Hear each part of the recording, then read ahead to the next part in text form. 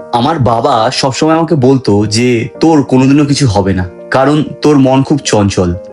আর আমার মন সত্যিই চঞ্চল ছিল, বা এখনো হয়তো আছে। আর আমি সবসময় বাবার উপর রাগ করতাম, কেননা আমার দাদা ছিল, আমার দাদা একজন আদর্শ দাদা, আদর্শ ছেলে, পড়াশোনায় ভালো, বাবা মার লাডলা যেটাকে বলে সেরকম একটা ছেলে ছিল। বাট আমাকেই বলতো, আমার দাদাকে কোনোদিনও বলতো না। ও সবকিছু ভালো চলছিল, পড়াশোনায় ভালো, সবকিছু একেবারে টপ, যেটা টপ ক্লাস যেটাকে বলে। বাট আমার ক্ষেত্রেই হতো, আমি অ্যাভারেজ র্যাঙ্ক করছি, অ্যাভারেজ স্কুলে আমার নাম্বার আসছে, সবকিছু অ্যাভারেজ। এর একটাই কারণ ছিল যে আমি কোনো কিছুতে ফোকাস করতে পারতাম না। তো প্রথম প্রথম আমার রাগ হতো, আমি বাবার উপর রাগ করতাম যে কেন আমাকেই বলছে, আমাকে কেন বুঝতে চাইছে না। তারপরে আজ থেকে 6 মাস আগের কথা তোমাদেরকে বলছি। 6 মাস আগে পর্যন্ত আমি আমার জীবনে যা ইচ্ছা তাই করতাম, মানে আমার যেটা মন চাইতো সেটা করতাম। এই যেমন জাপানে আসার কথা বলছি, এটা কোনো প্ল্যান ছিল না, হঠাৎ করে আমার মন চাইলো, আমি এটা করে ফেললাম, চলে এসেছিলাম। আমার বাবা চেয়েছিল যাতে আমি না আসি, আমার বাবা চেয়েছিল আমি দেশে বসেই কিছু করি, বাট আমি চলে এসেছি। তারপর এখানে আসলাম, এতদিন পেরিয়ে গেল। এইবার যেটা হয়েছে, আমি না এতদিন ইনস্টাগ্রাম করতাম। ইনস্টাগ্রামে আমার নাম ছিল লাড্ডু গোপাল 5868। ওখানে আমি ভিডিও করতাম এবং যথারীতি সবাই আমাকে অনেক ভালোবাসা দিয়েছে, প্রচুর প্রচুর ভিউজ পেয়েছি। গত 2 বছর, আমি 2 বছর ইনস্টাগ্রাম করেছি, তারপরে 1 বছর, শেষের 1 বছর পুরো সবকিছু বন্ধ করে দিচ্ছি। ইনস্টাগ্রামে আমি একটা ভিডিও রেগুলারলি কিছু দিই। তো ইনস্টাগ্রামে ভিডিও করেছি, ভালোবাসা পেয়েছি, মানুষ আমাকে ভালোবাসা দিয়েছে, তার সাথে সাথে প্রচুর ফ্যান ফলোয়ার্স পেয়েছি, ফ্যান পেজেস এসছে, মানুষ যখন আমি দেশে ফিরি মানুষ আমাকে দেখে চিনতে পারে, আমার সাথে সেলফি নিয়েছে। মানে আমার সাথে যেটুকু হয়েছে আমি তোমাদেরকে শুধু সেইটুকু বলছি। তো এটা হয়েছে আর আমি খুব খুশি ছিলাম। কিন্তু ইনস্টাগ্রামই কোনোদিনও আমাকে সেই জিনিসটা এনে দিতে পারিনি। আমি সবসময় দেখতাম মানুষকে যে ইউটিউব থেকে মানুষ টাকা ইনকাম করছে, সোশ্যাল মিডিয়া থেকে টাকা ইনকাম করছে, এত ফেমাস হচ্ছে, এই হচ্ছে সেই হচ্ছে। শুধুমাত্র যে ফেমাস হয়ে মানুষের পরিচিতি পাওয়া সেই জিনিসটা পেয়েছিলাম, কিন্তু কোনোদিনও একটা টাকা ইনস্টাগ্রাম থেকে আমি পাইনি, আর আমি চেষ্টাও করিনি। বাট তারপরে 2025-এ আমি ছেড়ে দিয়েছিলাম, সমস্ত সোশ্যাল মিডিয়া ছেড়ে দিয়েছি। এবং প্রায় মোটামুটি 9 মাস মতন আমি বসেছিলাম, মানে আমি আমার এদিকে নিজের কাজ করছিলাম, অফিস যাচ্ছি, বাড়িতে কথা বলছি, বাড়ির কাজ করছি, নিজের ফাইন্যান্সের কাজ করছি, ইত্যাদি ইত্যাদি। কিন্তু হঠাৎ করে যখন দুর্গাপুজো আসলো, তারপরে আমার মনে হলো না, এইটাই আমার ফিল্ড, এখানে আমার অন্তত কিছু করা উচিত, আমার এখানে অন্তত রেগুলার থাকা উচিত। আর ইনস্টাগ্রাম করতে করতে আমি ভেবেছিলাম হয়তো ইনস্টাগ্রাম করেছি বলেই ইউটিউবে মানুষ আমাকে প্রচুর ভালোবাসা দেবে, যেহেতু ইনস্টাগ্রামে দিয়েছে, কিন্তু তা কোনোদিনও হয়নি। ইনস্টাগ্রামের সাথে সাথে আমি ইউটিউবেও চেষ্টা করেছিলাম, কিন্তু হয়নি। এর একটাই কারণ, ইউটিউব আর ইনস্টাগ্রাম দুটো সম্পূর্ণ আলাদা। ইনস্টাগ্রামে তুমি ফেমাস হয়েছো বা হওনি, তার সাথে ইউটিউবের সম্পর্কটা খুবই কম। বাট ইউটিউবে ফেমাস হলে ইনস্টাগ্রামে হওয়াটা সোজা। এটা আমি তোমাদের বলছি, এর কারণটা শোনো। দেখো, আমি এই 2025-এর কালী পুজোর সময় থেকে ইনস্টাগ্রাম ইউটিউব আরম্ভ করেছি, ইউটিউবে ভিডিও দেওয়া আরম্ভ করেছি। আমি ঠিক করেছিলাম যে ব্লগ দেবো, কনসিস্টেন্ট ভাবে ব্লগ দেবো, একেবারে যেমনভাবে একজন প্রফেশনাল ইউটিউবার দেয়। আমি শেষ প্ল্যাটফর্ম হিসেবে এটাকেই ধরেছিলাম, এটার মধ্যে চেষ্টা করব করে কিছু না হলে বেরিয়ে যাবো, আর কোনোদিনই আমি ফিরবো না, শুধুমাত্র মানে ফিড স্ক্রোল করে যাবো। কিন্তু আমাকে ইউটিউব ভালোবাসা দিয়েছে, আমাকে ইউটিউব শেষ রিওয়ার্ডটা দিয়েছে। আমি 6 মাস দিয়েছিলাম, 6 মাসের মধ্যেই হয়ে গেছে।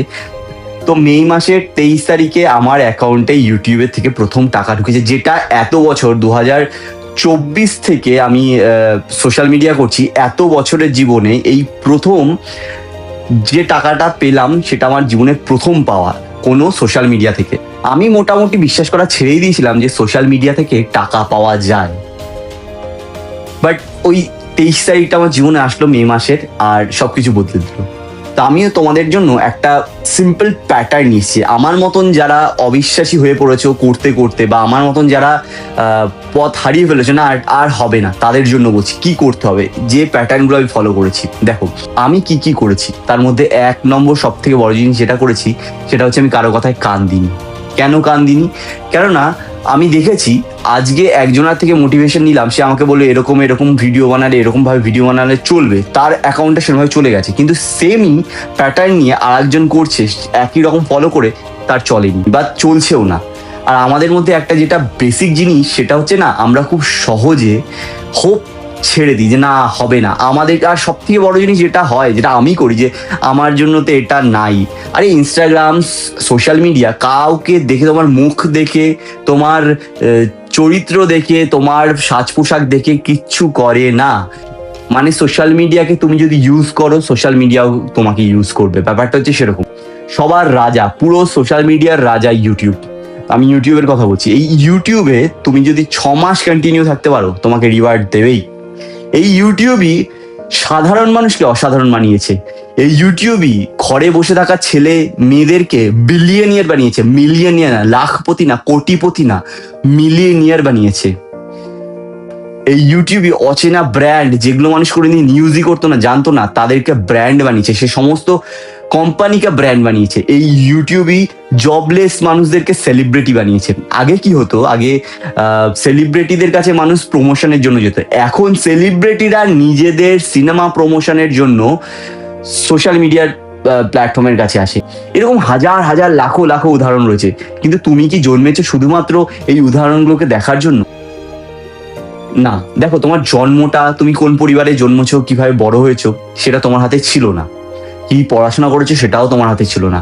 যদি অন্য কোথাও জন্মাতে হয়তো আরো ভালো কিছু করতে পারতে। বাট তোমার হাতে মোবাইল রয়েছে, তোমার হাতে ইন্টারনেট রয়েছে, তুমি এডিটিং করতে পারো। অন্তত পক্ষে এই ধরো, আমি ভালো আছি, তুমি ভালো আছো, এই যে আমি ভালো আছি তুমি ভালো আছো, মাঝখানে যে রিলটুকু গ্যাপ ছিল, ওটাকে কেটে দুটোকে জোড়া তো করতে পারো। ওটা তো করতে পারো। তা না পারো, কন্টিনিউয়াসলি ভিডিও তো বানাতে পারো, একটা কথা নিয়ে কথা তো বলতে পারো। তাও পারো না, কোনো সমস্যা নেই। ক্যামেরাটা রেখে তুমি যা করছো, ঘর গোছাচ্ছ, রান্না করছো, তুমি মানুষকে জ্ঞান দিচ্ছ, তুমি পড়ালেখা শেখাচ্ছ, তুমি কিছু জানো, একটা যোগ বিয়োগ করতে পারো, সেটা অন্য রকম করতে পারো, তুমি অন্য কোনো ভাষা জানো, তুমি তুমি রান্না করতে জানো, রান্নায় একটা মশলা তুমি এক্সট্রা দিতে জানো, তোমার বাড়িতে তুমি ভালো করে চুলও আঁচড়াতে জানো, বা তুমি ভালো করে জল খেতে জানো। হ্যাঁ, এমন এমন অনেক ভিডিও রয়েছে যে জল খাওয়া শেখাচ্ছে এবং তাতে মিলিয়ন্স ভিউজ রয়েছে। আর গেস করো, একটা মিলিয়ন ভিউজ ভিডিও তোমাকে কত এনে দিতে পারে? মিনিমাম, আমি ম্যাক্সিমামের কথা বলছি না, মিনিমাম তোমাকে 10,000 টাকা তো এনে দেবেই। 10,000 টাকা তোমাকে কেউ হাতে বসিয়ে দিত না। তো আমি সেটাই বলছি যে তোমার মধ্যে, এখানে না ট্যালেন্ট দেখে না, এখানে দেখে আমি সবসময়, তুমি দেখো না, তুমি কি বসে বসে ট্যালেন্টের ভিডিও খুঁজছো সবসময়? না, সবসময় খোঁজে না। আমি অনেক সময় দেখি, অনেক সময় অনেক ভিডিও দেখি, ধরো কোনো একটা বিদেশ রয়েছে, বা আমি এই দেশে বসে যেটা দেখি, যে আমি গ্রামের মধ্যে কোনো একটা মানুষ গ্রামে ঘুরে ঘুরে এদিক ওদিক দেখাচ্ছে, আমি এমন ভিডিও তো মাঝে মাঝে দেখি যে গ্রাম দেখাচ্ছে, আমাদের গ্রামে এটা আছে ওটা আছে সেটা। এটা কি ট্যালেন্টের ভিডিও? না। ট্যালেন্টের ভিডিও তো কাজ করবেই, কিন্তু তার সাথে তো এই ভিডিওগুলোও কাজ করে, তাই না? তো আমি সেটাই বলছি যে ইউটিউবে কোনো রকম পারফেক্ট জিনিস বলে কিচ্ছু নেই। ক্যামেরা কোয়ালিটি ভালো বলেও কিছু নেই, খারাপ বলেও কিছু নেই।